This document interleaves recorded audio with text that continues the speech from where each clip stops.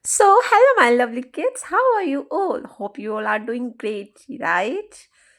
Welcome to my channel. Here's Preeti, and in this video, we will do the area topic of the chapter Area and Perimeter, chapter 6 of class 6th. मेरे प्यारे बच्चों, क्या आपको पता है what is area? Area क्या होता है? Do you know? So, kids, area is the number of square units needed to cover a region or figure. Means area क्या है? इस एरिया वो स्क्वायर यूनिट्स का नंबर है जिसकी हमें ज़रूरत पड़ती है किसी भी रीजन को या किसी भी फिगर को कवर करने के लिए। समझ में आया? यानी कोई भी क्लोज्ड फिगर है, उस क्लोज्ड फिगर के अंदर जो रीजन है, उस पूरे रीजन के अमाउंट को हम एरिया कहते हैं। और ये किस में मेजर किया जाता है? ये स्क्वायर यूनिट्स में मेजर किया जाता है। क्यों? क्योंकि इसके अंदर हमें ये काउंट करना होता है कि कितने स्क्वायर यूनिट्स हमें इसमें नीड लगेंगे पूरे फिगर को और रीजन को कंप्लीट करने में। ओके, देखो, हमें यहाँ पे एक रेक्टेंगल दिया गया है ना, और इस रेक्टेंगल में कितने स्क्वायर यूनिट्स है? 6 है।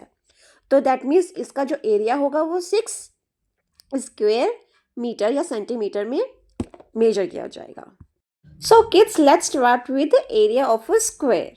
एरिया ऑफ स्क्वायर, देखो ये एक हमारे पास स्क्वायर है। अब इस स्क्वायर में देखो, अगर हम सी 1 2 3 4 5, यानी कि इस वाली रो में कितने बॉक्सेस हमारे पास, कितने स्क्वायर है? 5। ओके, और अगर हम ऐसे देखें, देखो हर में जाएगा 1 2 3 4 5, 1 2 3 4 5, 1 2 3 4 5 इक्वली होंगे, है ना। अब ऐसे अगर हम इस तरीके से देखें तो 1 2 3 4 5, इधर भी हमारे पास कितने स्क्वायर्स हैं? 5 स्क्वायर्स है ना। अभी हमारे पास स्क्वायर है और स्क्वायर में क्या होता है, हमें एरिया निकालने के लिए अंदर का रीजन देखना होता है ना। एरिया देखने के लिए हम क्या करते हैं? अंदर का रीजन देखते हैं। पैरामीटर निकालना हो तो हम बाउंड्री पर ध्यान देते हैं, बट हम एरिया की बात कर रहे हैं तो हम अंदर देख रहे हैं कि हमें कितने स्क्वायर यूनिट्स यहाँ पर है। तो या तो हम सारे टोटल करें, या हमें पता है इस वाली रो में भी 5 है और इस वाली रो में भी 5 है।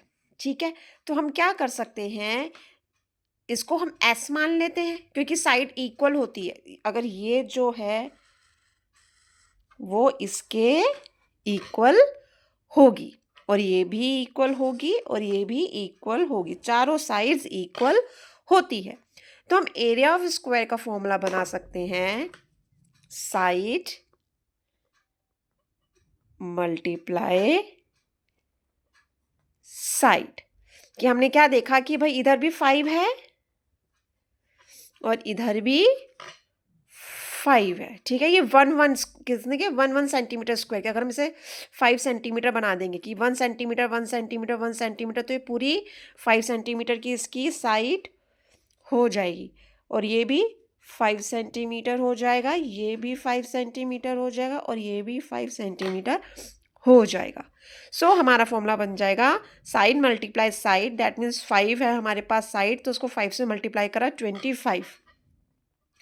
और 25 या तो हम इसको ऐसे लिखेंगे स्क्वेयर सेंटीमीटर, और नहीं तो हम ऐसे भी लिख सकते हैं 25 सेंटीमीटर स्क्वेयर। अब देखो काउंट करो, टोटल क्या 25 बन रहे हैं हमारे पास? टोटल 25 स्क्वायर्स है इस स्क्वायर के अंदर। 1 2 3 4 5 6 7 8 9 10 11 12 13 14 15 16 17 18 19 20 21 22 23 24 25, है ना। टोटल 25 स्क्वायर इसके अंदर है। तो इस तरीके से इसका एरिया ऑफ स्क्वायर का फॉर्मूला हमारा बन जाएगा। Now area of a rectangle. So see kids, this is a rectangle. Okay, अब देखो इस वाली रो में कितने हमारे पास बॉक्सेस है? 1 2 3 4 5 6 7 8, यानी कितने हमारे पास इधर? 8 है। यानी कि जो इसकी लेंथ हो गई वो 8 सेंटीमीटर हो गई। ठीक है, और वही रेक्टेंगल में अपोजिट साइड्स इक्वल होते हैं, तो ये भी 8 सेंटीमीटर होगी। नाउ सी 1 2 3 4 5 6, कितने स्क्वायर्स है इसमें? 6। दैट मीन्स जो इसकी लेंथ हो गई वो 6 सेंटीमीटर हो गई। अपोजिट साइड्स इक्वल होते हैं तो ये भी 6 सेंटीमीटर होगा। समझ में आया? अब हमें एरिया लेना है रेक्टेंगल का, तो हमें अंदर का देखना होता है कि कितने स्क्वायर्स है इसके अंदर, टोटल करने होते हैं उन स्क्वायर्स की कि कितनी नीड लगी हमें इस पूरे को फिल करने में स्क्वायर्स की। ओके, सो या तो उसे हम टोटल करेंगे, नहीं तो हम क्या कर सकते हैं, फॉर्मूला बनाएंगे कि जो लेंथ है को मल्टीप्लाई कर दो ब्रेथ से। ठीक है, देखो लेंथ हमारे पास 8 सेंटीमीटर है और ब्रेथ हमारे पास 6 सेंटीमीटर है। अब 8 6 48 सेंटीमीटर स्क्वायर या फिर 48 स्क्वायर सेंटीमीटर, इन दोनों तरीके से हम लिखते हैं। अब काउंट करें, 1 2 3 4 5 6 7 8 9 10 11 12 13 14 15 16 17 18 19 20 21 22 23 24 25 26 27 28 29 30 31 32 33 34 35 36 37 38 39 40 41 42 43 44 45 46 47 48 है ना बच्चों? देखो 48 आ गया। तो क्या बना हमारा, area of rectangle is equals to length multiply breadth, यानी कि जो हमारी लेंथ है उसको हम ब्रेथ की मेजरमेंट से मल्टीप्लाई कर देंगे। लेंथ हमारे पास 8 सेंटीमीटर थी, 8 सेंटीमीटर, ब्रेथ हमारे पास 6 सेंटीमीटर था, 6 सेंटीमीटर मल्टीप्लाई करा और हमारे पास आंसर 48 आ गया। So kids, now move to the page number 138 of the chapter Perimeter and Area. Figure it out. Question number 1. The area of a rectangular garden 25 meter long is 300 square meter. What is the width of the garden?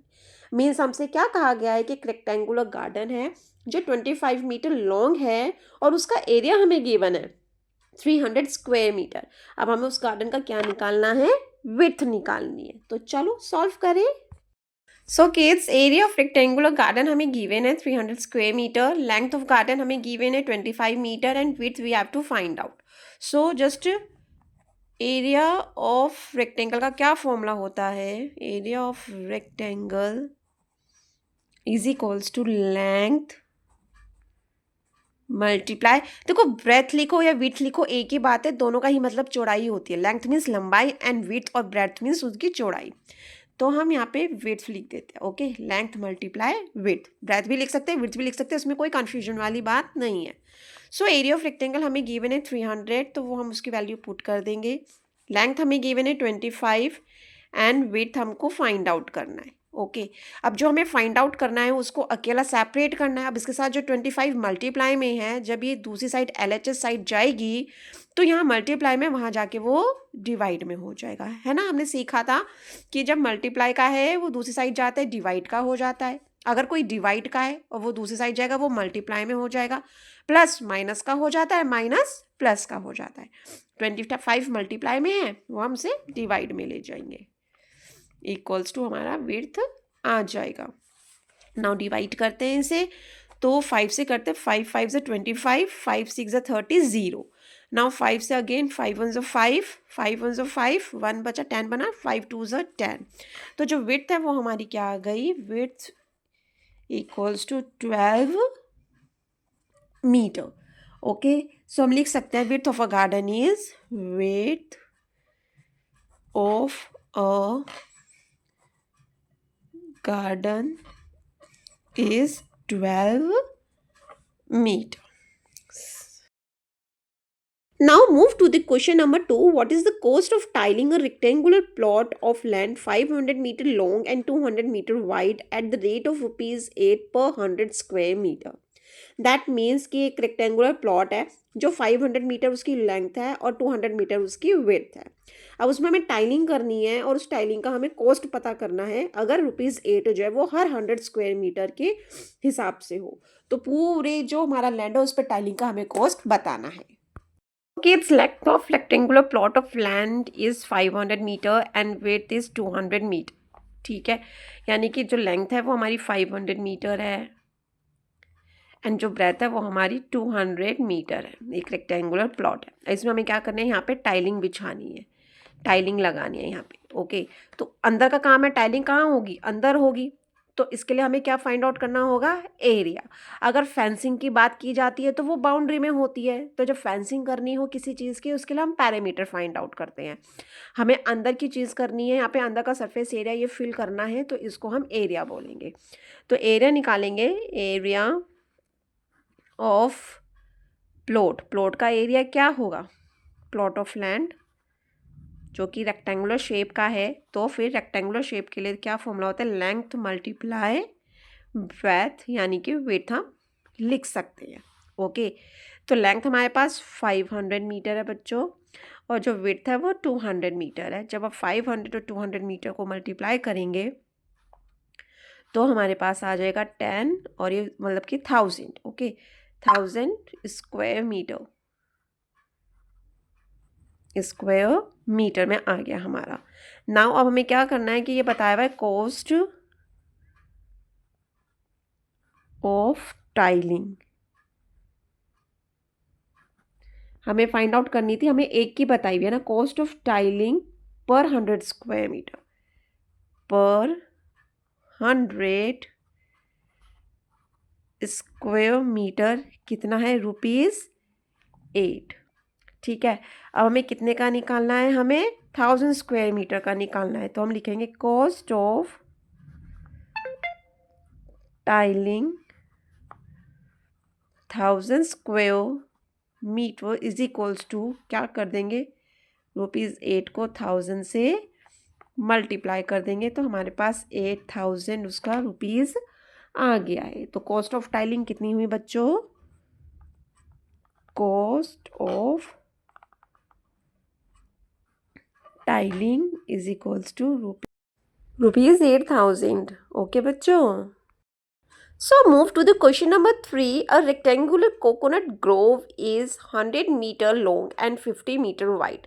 Means एक rectangle shape का coconut Grove है जिसमें 100 metre, जो 100 metre long है और 50 metre वो wide है।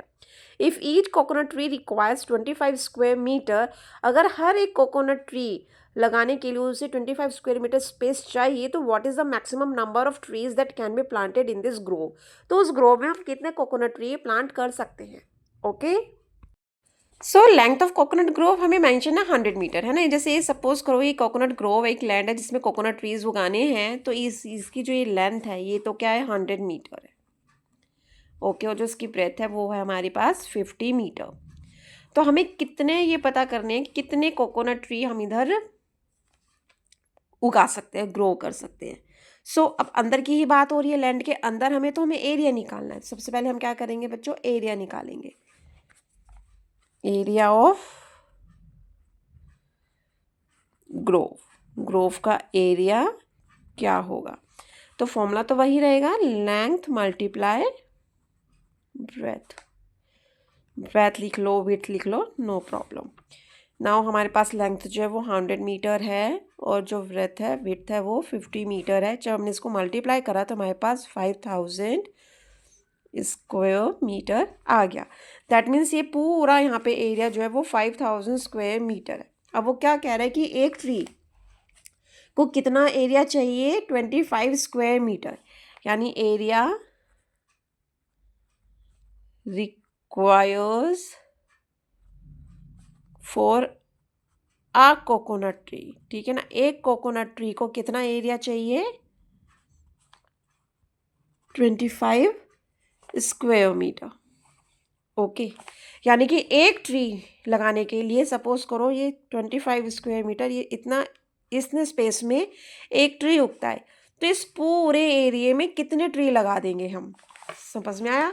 तो ये 5000 पूरा एरिया है जिसमें से 25 स्क्वायर मीटर पे एक ट्री लगता है, तो कितने ट्रीज हम क्या करेंगे, 5000 को 25 से डिवाइड कर देंगे। तो कैसे लिखेंगे, सो हम लिखेंगे number of trees, number of trees planted in the grove, planted in the grove equals to 5,000 divided by 25. Now 5 5s are 25, 5 1s are 5 or 0 0 0. Now 5 1s are 5, 5 2s are 10, 0 0. तो कितने ट्रीज आए हमारे पास बच्चों? 200. सो हम आंसर लिखेंगे number of trees equals to 200. Now question number 4. By splitting the following figures into rectangles, find their areas. All measures are given in meters. Means आपको ये figures दी हुई है, इन सबको क्या करो, रेक्टेंगल्स में स्प्लिट करो और फिर उसके एरियाज निकालने हैं और सब मीटर में ही होने चाहिए. सारी जो मेजरमेंट है वो सब मीटर में है. नाउ इट इज क्लियर है ना बच्चों? तो चलो अब ए का स्टार्ट करते हैं. ए का निकालते हैं. 4A का एरिया निकाले तो हमें लेंथ देखो पता है यहाँ पे, ये तो एक तरीके का स्क्वायर बन गया है क्योंकि ये भी 3 है, ये भी 3 है और जब ये 4 है तो इसका ये पूरा टोटल 4 है ना, हमें सिर्फ यहाँ तक चाहिए, ये वाला पोर्शन चाहिए. तो ये कितना रहेगा? 3 3 सेम है, 3 3 सेम है. दैट मीन्स इसका तो हम जो स्क्वायर बन गया तो 4A के हम लिख देंगे area is equals to side multiply side. अच्छा हमें बताना भी तो पड़ेगा 4A में हमें साइड क्या दी हुई है. साइड इक्वल्स टू 3 मीटर क्योंकि सब कुछ मीटर में कहा है उन्होंने. Now side multiply side that means 3 multiply 3 यानी कि 9 स्क्वायर मीटर हमारा ए का आ गया. चलो बी का ट्राई करते हैं. 4B. ठीक है, बी में हमें लेंथ देखो 2 है ना. लेंथ हमारी कितनी है? 2 है और ब्रेथ कितनी है हमारी? 1 है. कैसे 1 है? क्योंकि टोटल 4 थी, इतनी जब 3 है यहाँ तक तो ये जो बचा ये 1 हुआ है ना. ये 3 था, ये जब गया तो ये 1 है. तो ब्रेथ हमारी 1 है, लेंथ 2 है. तो चलो एरिया निकालते हैं. Area equals to length multiply breadth. जब 2 को हमने 1 से मल्टीप्लाई करा तो 2 स्क्वायर मीटर आ गया. नाउ सी का फाइंड आउट करते हैं. 4C. अब सी में देखो हमें जो लेंथ है वो 3 है और जो ब्रेथ है वो भी 3 है, यानी एक तरीके का ये भी हमारा स्क्वायर बना हुआ है ना. तो इसमें भी हम लिख सकते हैं साइड जो है हमारी 3 मीटर है. जब हमने इसका एरिया निकाला तो side multiply side equals to 3 multiply 3 यानी कि 9 square metre. Okay, now D करते हैं सॉल्व. 4D. अब डी में ये टोटल 4 था, ठीक है, इसमें से इतना तो 2 है तो यहाँ कितना बचा? 2 बचा है ना. अब ये देखो ये 2 और ये 1 3 और ये वाला 1 4 तो ये टोटल क्या बन जाएगा? 4 बन गया ना. कैसे बना? इतना तो हमें यहाँ से पता चल गया 2 है, ये 1 2 और 1 3 हो गया और ये वाला 1 4 हो गया. तो यानी 1 और 2 और 1 जब हमने इन सबको ऐड करा तो हमारे पास ये टोटल 4 आ गया. तो डी की जो विड्थ हो गई वो 4 हो गई और जो इसकी लेंथ है वो उसकी 2 हो गई. तो लिख देंगे L equals to 2 metre and breadth equals to 4 metre. Now area find out करते हैं. Area equals to length multiply breadth is equals to 2 multiply 4 यानी कि 8 स्क्वायर मीटर. नाउ अब हम सबका पूरे का टोटल का एरिया निकालना है तो सारे एरिया ऐड कर देंगे, यानी कि ए का जो आया, बी का, सी का एंड देन डी का. तो ए का है 9 स्क्वायर मीटर,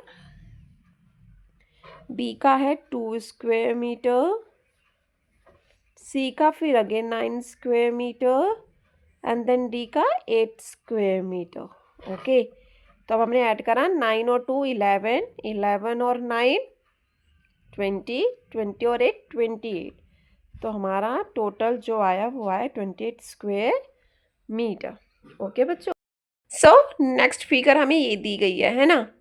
अब इसके हमें पार्टीशन करने, स्प्लिटिंग करने रेक्टेंगल्स में, तो हम कैसे कर सकते हैं? देखो, एक तो अगर हम इसको यहाँ से कर दें और यहाँ से कर दें तो हमारे पास 3 रेक्टेंगल्स बन जाएंगे। देखो कर देते हैं।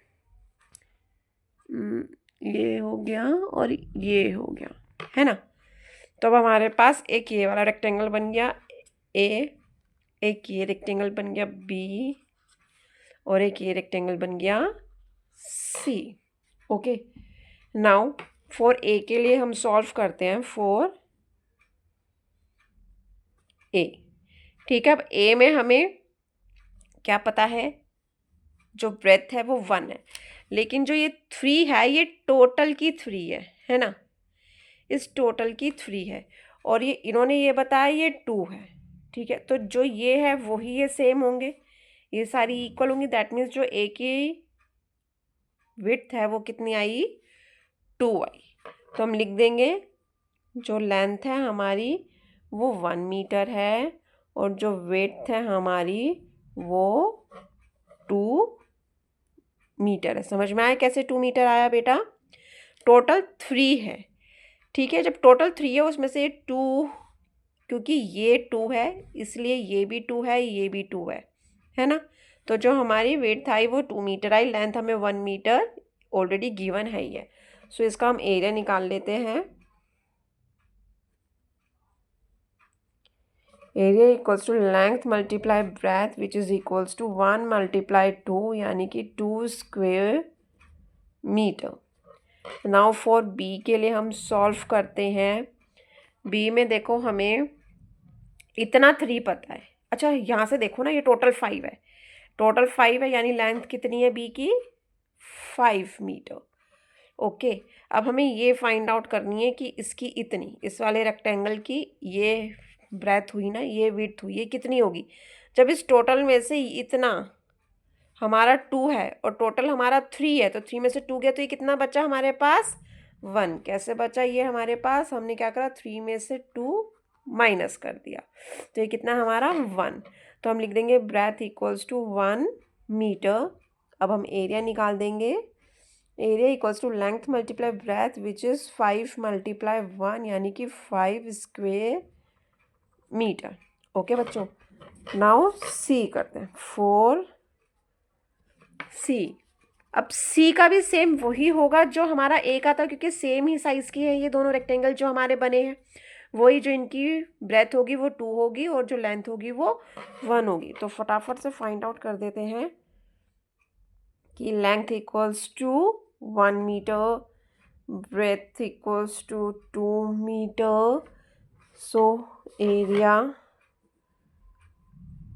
Equals to length multiply breadth, यानी कि 1 multiply 2 which gives 2 square metre. Okay, अब टोटल एरिया हम निकाल लेते हैं। टोटल का जो एरिया निकला वो कैसे निकलेगा? ए प्लस बी प्लस सी, यानी ए हमारा था 2 स्क्वेयर मीटर, फिर बी हमारा आया 5 square metre, and then again C हमारा आ गया 2 स्क्वेयर मीटर। अब जब हमने सबको ऐड करा 2 और 5 7, 7 और 2 9, 9 स्क्वेयर मीटर। तो ये हमारा टोटल आ गया इसका बच्चों। So kids, this is the end of this video. Through this video, we have cleared the concept of area, what is area, formulas of area, and we have figured out the questions of page number 138 of the chapter perimeter and area. Clear bachcho? So the rest part of this chapter we will continue in our next videos. So if you like my videos, don't forget to subscribe my channel to get notifications of my upcoming videos. Thanks for watching.